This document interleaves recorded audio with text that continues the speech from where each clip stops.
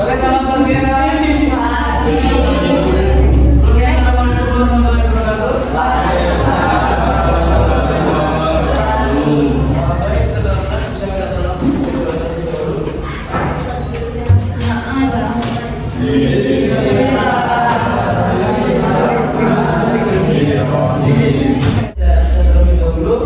Selamat minum Pak Isi. Kemarin masih ingat kita belajar tentang apa? Teks berita. Teks berita itu harus yang informatif, aktual, masih ingat ya? Tidak sampai sama dengan kemarin masih satu masih 16. Oke, hari ini kita akan belajar tentang iklan dan postal. Masih ada hubungannya dengan teks berita kemarin yang isinya adalah ingin menyampaikan informasi. Kalau teks berita kemarin itu sekedar menyampaikan kejadian atau kronologi. Kalau iklan slogan sama poster ini punya unsur persuasif atau ngajak. Kayak iklan itu harus mengajak kita membeli sesuatu.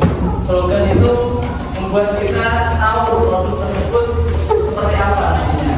Sedangkan poster itu sama seperti iklan, melainkan medianya yang berbeda, bentuk gambar. Kalau iklan kan bisa lewat radio, berarti berupa audio, lewat televisi, lewat media sosial, itu berarti berupa visual. Oke, lanjut ke pengertian iklan. Sebelumnya kita sudah pernah mempelajari di sudah ya? Iklan adalah pesan yang bertujuan membujuk atau mendorong masyarakat agar tertarik pada barang jasa yang kita tawarkan.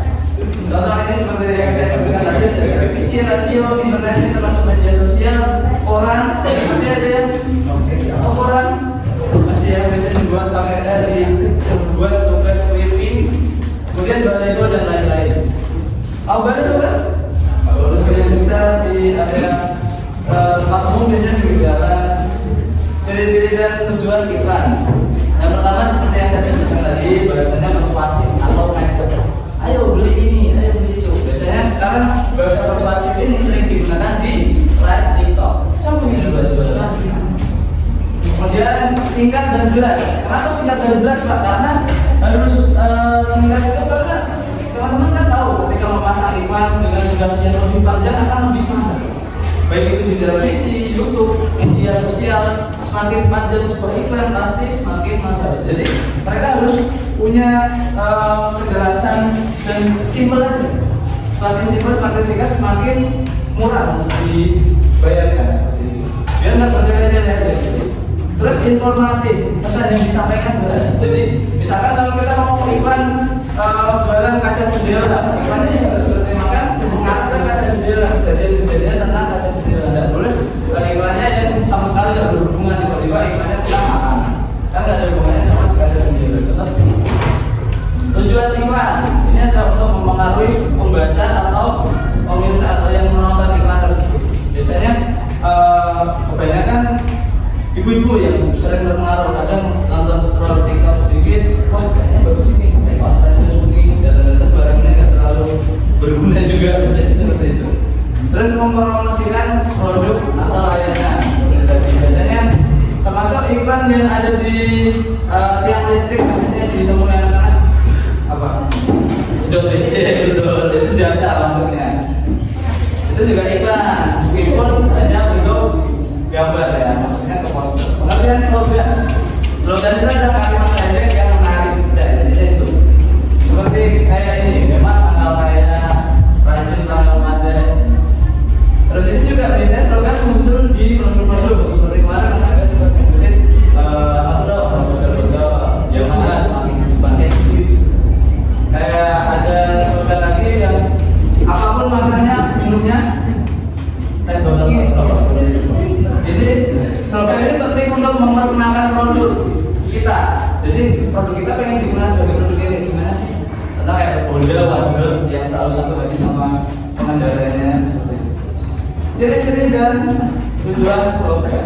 Yang pertama tadi kalimatnya singkat dan padat, tidak panjang lagi. Terus mengandung pesan yang kuat, langsung to the point.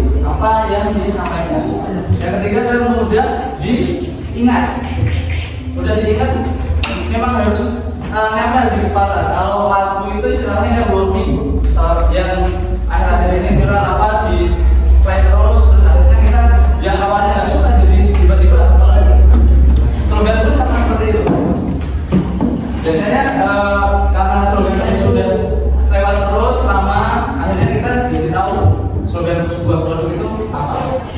Kemudian mudah diingat seperti tadi. Kalau sudah singkat dan mengandung pesan yang kuat, pasti mudah diingat, dihafal. Kita kan kurang ini ya, kurang suka menghafal sesuatu yang panjang biasanya kan. Ada hal-hal yang banyak kayak di sini ada yang ini pasti itu yang itu apa penghafal kan? Oh latihan. Ya kalau seperti itu kan nggak semuanya punya memori yang kuat untuk mengingatkan. Nah satu-satunya alasan kenapa harus mudah diingat dan pendek itu ya tadi nggak semua orang bisa mengingat sesuatu yang panjang, termasuk Al-Quran. Itulah kenapa Habib Habibullah karena nggak banyak yang kuat gitu.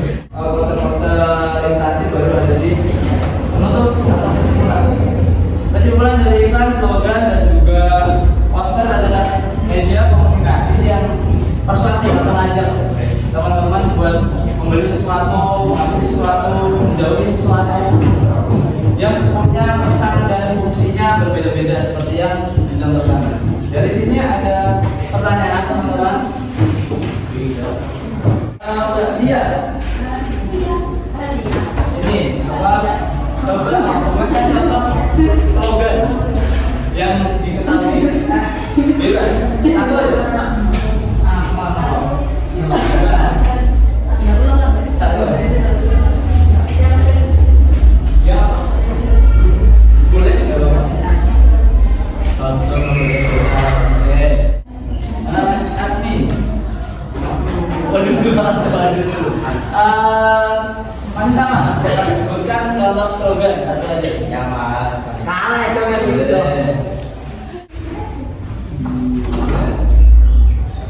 Kenapa coba satu sebutkan? Masih sama. Baik. Bila apa kalau enggak? Ya.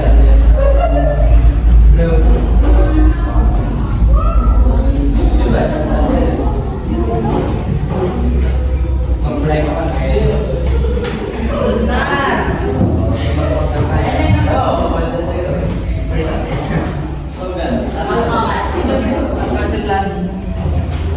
atau beneran mungkin punya slogan atau moto hidup sendiri nggak apa?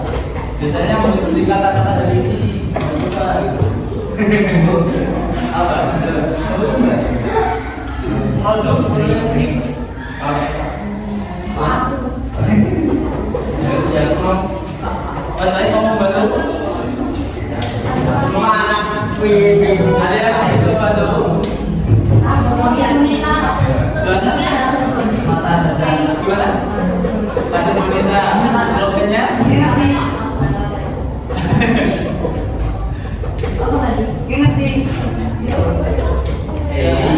bisa bantu?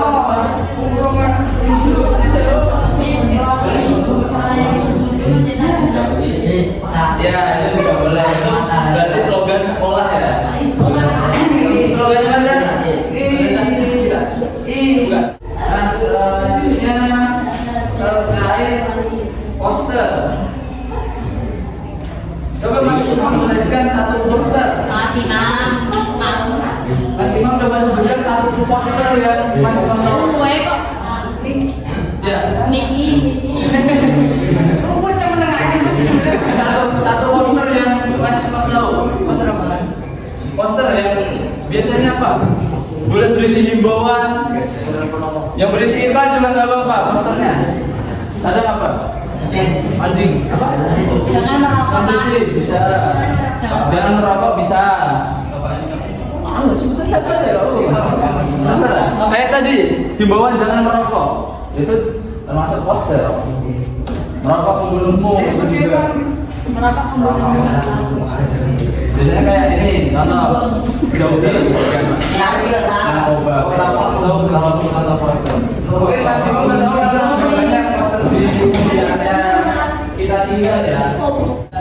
Coba ini Mas sebutkan satu iklan yang Bina tahu apa?